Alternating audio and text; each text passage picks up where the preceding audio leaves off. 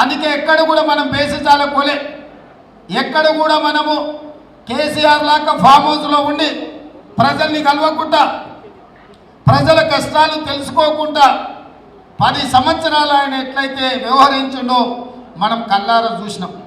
ఇవాళ 4 నెలల మీరు ఆలోచన చేయండి, ఏ ఒక్క రోజన్నా నేను సెలవు తీసుకున్నానా?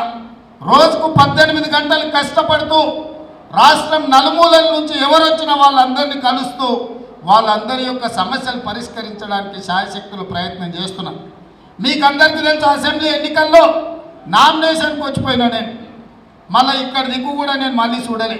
మీరే గ్రామాలలో నాయకులై కథానాయకులై ఇంటింటికి తిరిగే 33,000 మెజార్టీ తెచ్చి మీరే సర్టిఫికెట్ అక్కడికి పంపించిన సర్టిఫికెట్ తీసుకొని కూడా నేను ఇక్కడికి రాలే.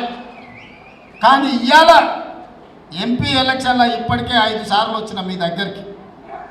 ఎందుకు ఇవాళ 5 సార్లు ఇప్పటికే నేను వచ్చినంటే కొడంగల్ను చూసి కొడంగల్ అభివృద్ధి మీద కక్ష కట్టి ఓర్వలేక దొంగ దెబ్బతీయాలని ఇవాళ బీఆర్ఎస్ వాళ్ళు బీజేపీ వాళ్ళు కలిసి నాటకం ఆడుతుండ్రు. దీన్ని కొడంగల్ కార్యకర్తలు కొడంగల్ ప్రజలు తిప్పి కొట్టాలి.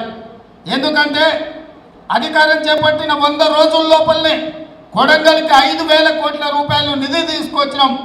ఇవాళ మక్తల్ నారాయణపేట కొడంగల్ ఎత్తిపోతల పథకానికి 4,000 కోట్ల రూపాయలతోని 130,000 ఎకరాలకు నీళ్ళు ఇచ్చే మన జీవనాధారం ప్రతి ఎకరాకు నీళ్ళు ఇవ్వాలని ఇవాళ పథకం తీసుకొచ్చింది. ఈ పథకాన్ని నేను సూటిగా ఆరోపణ చేస్తున్న డీకే అర్ణమ్మ మీద.